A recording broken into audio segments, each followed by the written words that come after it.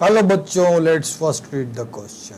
And the question says, after centuries of efforts, careful studies, experiments and analysis by different scientists, it was concluded that there are two kinds of entities called the electric charge.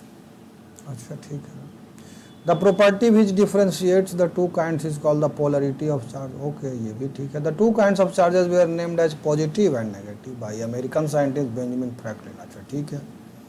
Question यहाँ से शुरू होता है, कहता है small sphere S1, small sphere. बहुत देखो question पढ़ो तो पूरा समझते चलो. स्मॉल स्फीयर मैंने रेडियस वोडियस सब एकदम नेग्लिजिबल है. Which charge -8q is 1.6 metre away from another identical sphere S2 with charge +2q. The two spheres are brought in contact with each other and then separated by a distance 1.6. Initially, the force between the two spheres is this. Okay. की point यहाँ देखो, की point क्या है बच्चा लोग, तो conservation of charge है ना, कंजर्वेशन ऑफ चार्ज. और दूसरा की पॉइंट क्या है, तो कूलम्स लॉ. दोनों को अप्लाई करेंगे और जो भी पूछ रहा है हम चकाचक निकाल करके आपको क्या करेंगे, दिखा देंगे. चलो एक स्फीयर ले लो आप, यहाँ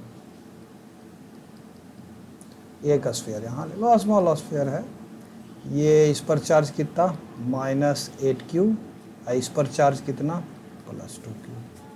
ठीक. Separation between the sphere 1.6 metre और फोर्स दोनों के बीच में कितना लग रहा है, तो 8.1 इंटू 10⁻⁻⁴ न्यूटन. देखो इस q का वैल्यू तो नॉन नहीं है, ये जो स्मॉल q है, पहले इसको निकाल ही डालते हैं. कूलम्स लॉ लगा डालो. F बराबर 1/4πε0 Q1 Q2 /r². आनंद कर दिया था. 9 इंटू 10⁹ इंटू Q1 कितना, अब माइनस साइन मत लो, मैग्नीट्यूड में हम इंटरेस्टेड हैं, तो 8q इंटू 2q है ना, अब बट्टा r² यानी कि 1.6 का स्क्वायर. क्लियर है मामला. अब देखो क्या करेंगे भाई. हाँ, f हमको दिया हुआ है 8.1 इंटू 10⁻⁻ कितना है भाई, 4. ओके. अब देखो q² बराबर हमारा कितना आ जाएगा, हाँ मत लिखो यार, यहीं लिख डालो. q² बराबर हमारा कितना आ जाएगा, 8.1 10⁻⁻4 इंटू 1.6 का square divided by 9 into 10⁻�9 into 16, यानी कि q का वैल्यू जो हमारा आ गया 1.6/4 इसका कर दिया, और स्क्वायर रूट के 1.6/4 बाहर निकाल दिया ना. 8.1 इंटू 10⁻⁻4 डिवाइडेड बाई 9 इंटू 10⁻⁹. ये भी बड़ा ही आराम से देखो निकल जाएगा, आनंद हो जाएगा. आप इसको ऊपर नीचे 10 से मल्टीप्लाई कर दो. क्या कर दो, 10 से ऊपर नीचे मल्टीप्लाई, जैसे करते वैसे करते चलो, आंसर तो आना ही है ना. तो हो जाएगा ये 1.4 चौका 16, तो ये तो 0.4 आ जाएगा बाहर. और अंदर देखो जब 10 से ऊपर नीचे मल्टीप्लाई किया तो ये 81 हो जाएगा. 10 को हटाओ, 9 नमा 81, 9 को हटा दो, आई नीचे 9 1 10, 10 के पावर 10, ऊपर से फिर 3 निकाल दो, ये 9 गया तो 3 निकाल दो, है ना.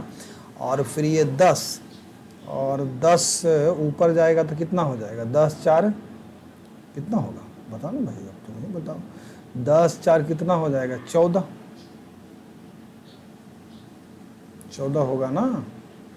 तो 14, तो 10 के पावर 7 बाहर निकल जाएगा. 10 के पावर 7 यानी कि हम कह सकते हैं 4 तिया 12, सॉरी 10 के पावर 7 बोले, 10 के पावर -7, 4 तिया 12, 1.2 इंटू 10⁻⁻7 कूलम.